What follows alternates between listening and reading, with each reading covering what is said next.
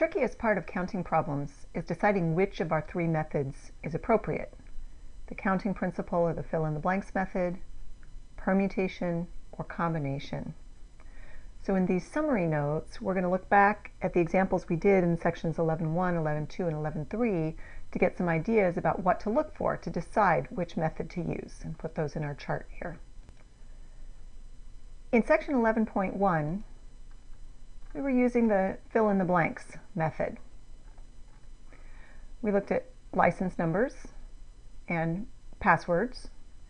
Those would be appropriate for fill-in-the-blank, so let's put those in our chart.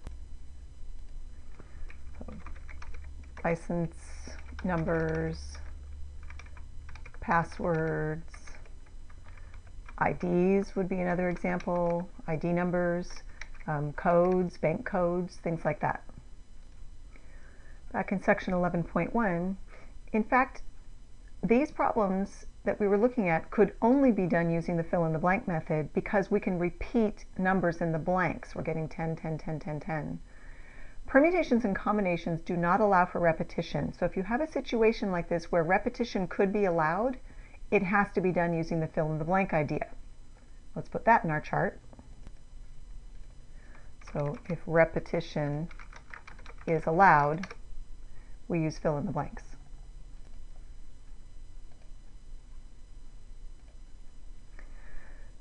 Back in section 11.1, in example 1, the pizza problem, we were choosing one item from various categories: size, crust, and toppings.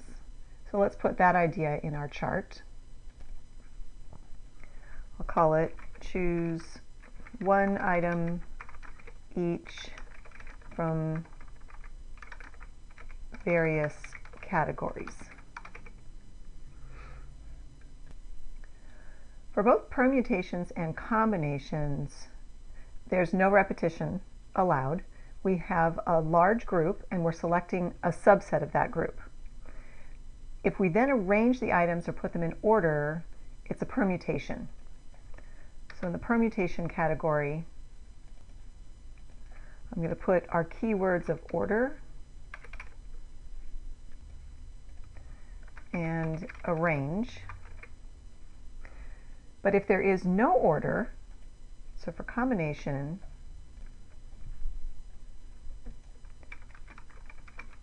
no order, or we're just selecting a subset or a group with no order, then it's a combination. So let's look now at section 11.2 notes to get some more ideas for permutation. So if a problem has either keyword like arrange or order, like in example 1, it's a permutation. Or the problem might just imply order, like in our initial example, lining them up means you're putting them in a certain order. So let's put that on our chart, line up. Line up, or anything else like that that implies order. Looking back at 11.2 now. Note up here that a permutation problem can be done also using fill-in-the-blanks. It just takes longer and there's more writing. However, combination problems cannot be done by fill-in-the-blanks because fill-in-the-blanks is showing a particular order. That's why we can do permutations but not combinations using fill-in-the-blank. Arrangement can also be implied by designating certain specific roles, like example 2 with the president, vice president, secretary. So let's put that in the chart. Call that a designation, like for example, president, vice president, secretary, for example. And certainly if we have a designation with a clear order like first, second, and third, that would certainly be a permutation, but it doesn't necessarily have to be a 1, 2, 3. It can be any designations where they are different roles. Well, a combination is just a subset or group with no order, and that also means no designation. So for example, let me move this to a new line. Okay, to match these up, for example, where president, vice president, secretary is a permutation, if we just said we were going to choose 3 officers and we didn't specify particular roles, that would be a combination. And on the prizes, if we say first, second, third prize, that's a permutation. But if we just say we're going to give away, 3 prizes, then that would be a combination. Sometimes we select a combination rather than these other methods because of the absence of anything that implies order. It might not say something that means combination, but it doesn't say something that means permutation. So let's look back at section 11.3.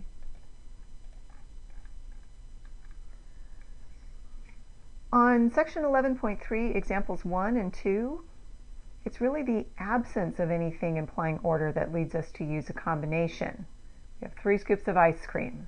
It doesn't say order, doesn't matter. We have a poker hand, 5 cards from a deck. Doesn't say order, doesn't matter. Of course, in example 1, there's a dead giveaway that it's combination. It's the word combination. If you see that word, it's a combination. So back to our summary notes now.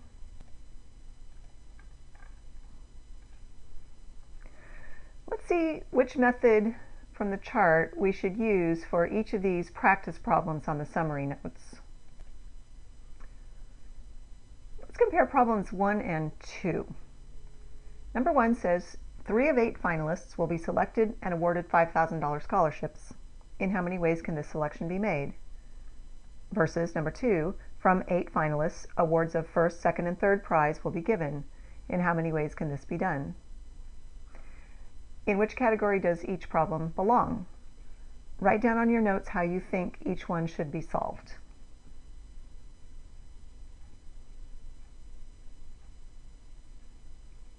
So I'm pausing for you to write that down.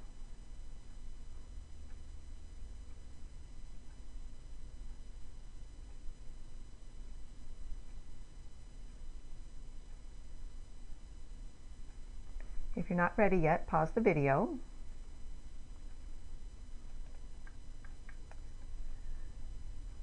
So let's see. Well, the difference between number 1 and 2 is the idea of order versus not. In number 1 we have 3 of 8 finalists, where in number 2 we have first, second, and third. So number 2 uses order, first, second, third. Number 1 does not. So for no order is a combination. So problem number 1 would be done using a combination. 8C3, which equals 56. Number 2, with order, is a permutation. 8P3 equals 336.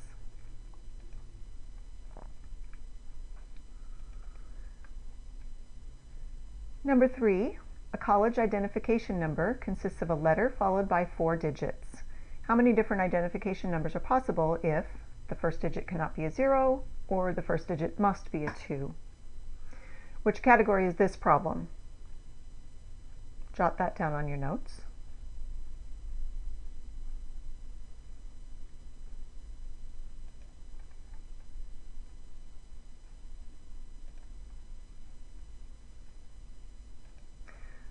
Well, we have an ID number. That was one of our items for the counting principle, the fill in the blanks method.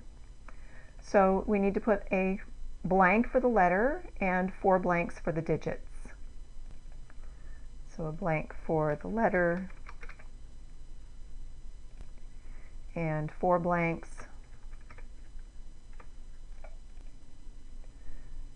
for the digits.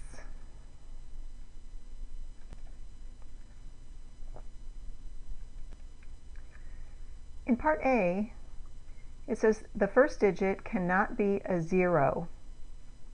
So in the first digit blank, we put a 9, which would be normally 10 digits, but 1 is excluded, so that leaves us with 9.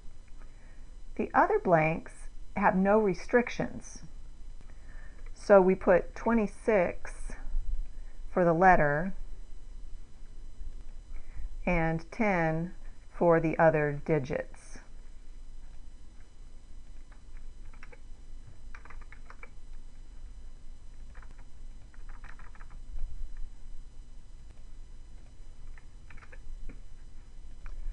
Multiply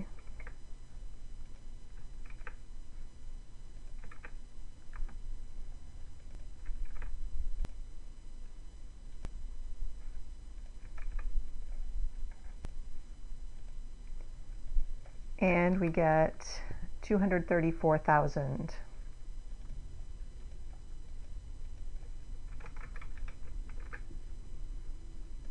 Whoops, right here, 234,000. In part B, we need the same blanks, one for the letter and 4 for the digits.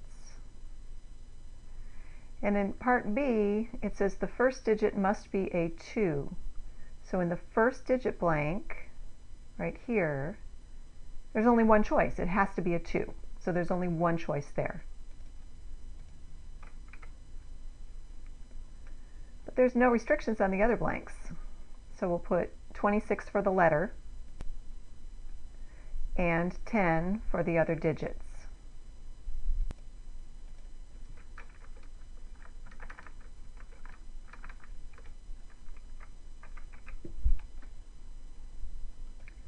Multiply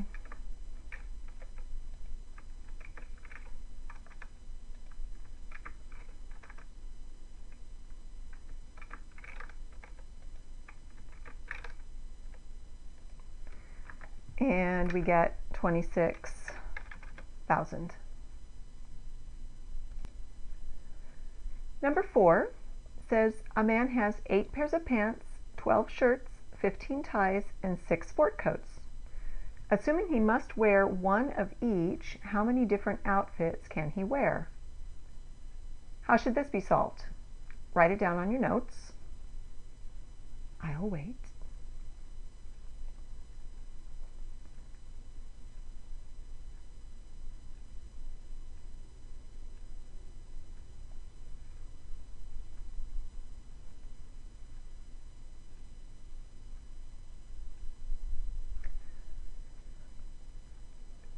So pause the video if you don't have it written down yet.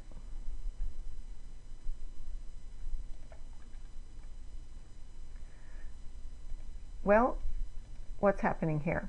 We're selecting one item from each category. Right? So choosing one item from each category. The counting principle says that we're just going to multiply together the number of items from each category. So 8 for the pants, times 12 for the shirts, times 15 for the ties, times 6 for the sport coats. And that equals 8,640. So this is in our fill in the blanks part of our chart, and you could do it that way. You could put a blank for the pants, a blank for the shirts, a blank for the ties, and a blank for the sport coats. So that'd be fine. You don't actually have to draw the blank if you don't want to. We don't usually, but you can.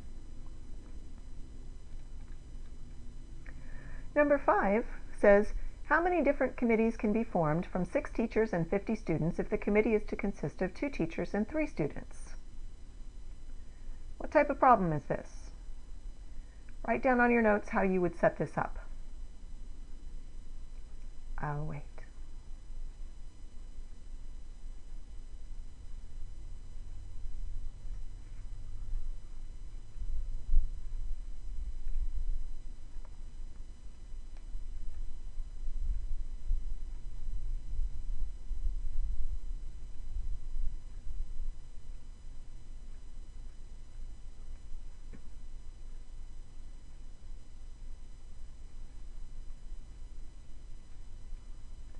So pause the video if you're not quite ready yet.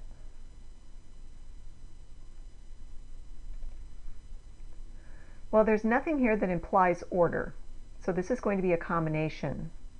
But there are 2 different categories, teachers and students, so it's a double combo problem. So for the teachers, there are 6 teachers, and we will choose 2 of them. So the combination for the teachers would be 6C2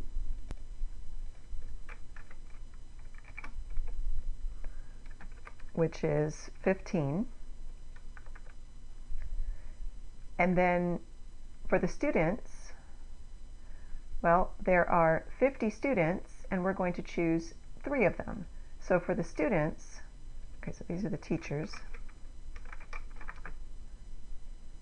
And then for the students, it's 50C3, because there's 50 students, we're choosing 3 of them.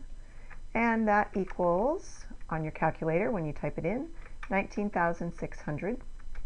So for the final answer, we need to multiply those 2 numbers together.